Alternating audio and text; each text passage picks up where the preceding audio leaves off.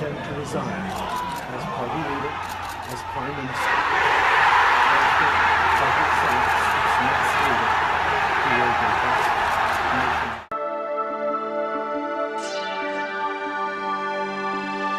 Hey guys, welcome to the Liberal Hive Mind, a channel solely focused on exposing the abundant hypocrisy of the left. So I'm sure you heard the news, Canadian Prime Minister Justin Trudeau has officially resigned. And of course, I guess as expected, he did it in real Trudeau fashion, displaying all the worst attributes of being a leftoid. He's an utter disgrace and his career's in complete shambles, and I guess this was his last moment to sail peacefully into the sunset. But no, he said no, screw that, I'm doubling down on this leftoid idiocy. Trudeau serves up a double dose of disgrace with one of the most pathetic resignation speeches I think I've ever heard. Let's talk about this shameful leftist display, shall we? We got some stuff to get into, so let's roll the tape. Alright folks, so Justin Trudeau resigns. And people are clapping, people are cheering. You know, I'm sure the left is already pushing the same propaganda as they did with Joe Biden. Oh, how heroic, how noble of him to have seen the writing on the wall and to take a step back. Yeah, except that's not the way this happened at all. You know, to really build on this narrative of disgrace that I summoned in the intro, let's just get into the character outlook here of little narcissist Justin Trudeau. This is the polling outlook in Canadian politics over the last roughly 3 years. Justin Trudeau's party is the Liberal Party of Canada, that's the red one, and as you can see for the last roughly 14 to 15 months, his party's been down close to 20 points. In other words, Justin Trudeau became so exceptionally hated and unpopular that he sunk his party down 20 points in the polls, and instead of getting the message and allowing his party to elect a new leader, he's stayed on for the last year and a half almost, acting like the boy emperor that he so deeply desires to be, and I guess fancies himself. Admiration I actually have for China, because their basic dictatorship is allowing them to actually turn their economy around on a dime. And so he's clung to power for all this time when he should have probably stepped down, and now everything's crumbled around him, and he's tanked his party even further in the polls, now tying the third party for third place. He's essentially led the complete collapse of his political party, all because I guess he likes being prime minister. In other words, this guy's a complete douche canoe. And now here he is in total disgrace, resigning from office. Well, kind of. That's why this morning I advised the Governor General that we need a new session of Parliament.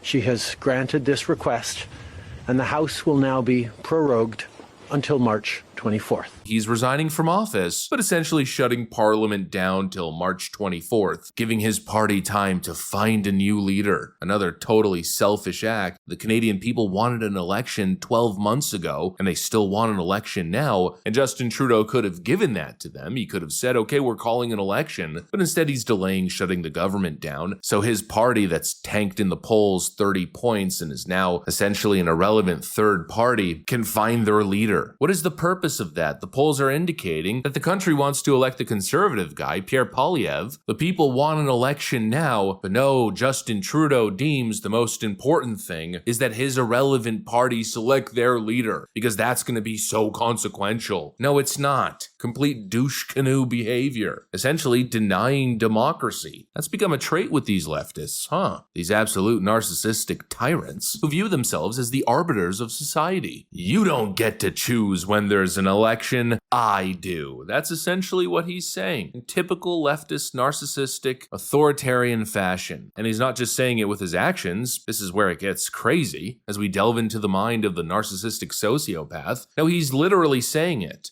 Pierre Poilievre's vision for this country is not the right one for Canadians. Backing off on the values and strength in diversity that Canada has always worked to pull itself together on is not the right path for the country.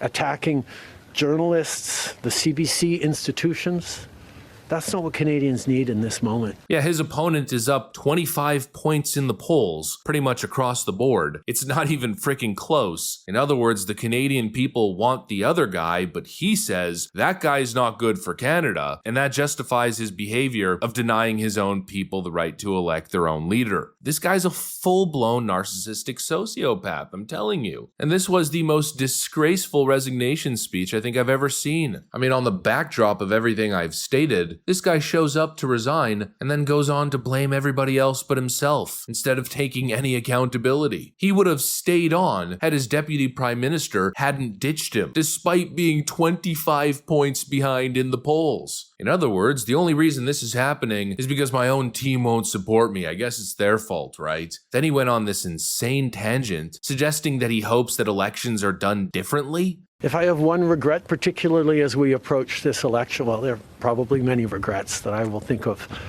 I do wish that we'd been able to change the way we elect our governments in this country so that people could simply choose a second choice or a third choice on the same ballot, so that parties would spend more time trying to be people's second or third choices. He wishes elections had a second choice option. What does that even mean? I don't even know what this guy's talking about, but it feels almost as if he's trying to fabricate this weird, twisted, passive-aggressive way of suggesting that he's not the problem here, but rather it's the political system and the election dynamic that makes it so polarized and so divisive, and that's why everything's happened to me. I mean, everything with this guy just feels like weird, vague, sociopathic communication. He gives off extreme manipulator vibes. And I mean, talk about division, as if division's the problem here. This is the guy who called citizens who disagreed with his tyrannical action fascists, misogynists, and racists. This is the guy who passed draconian anti-free speech laws and essentially declared martial law during a massive protest to crack down on the protesters. He seized their bank accounts. And by the way, he did all of that while he was praising the right to protest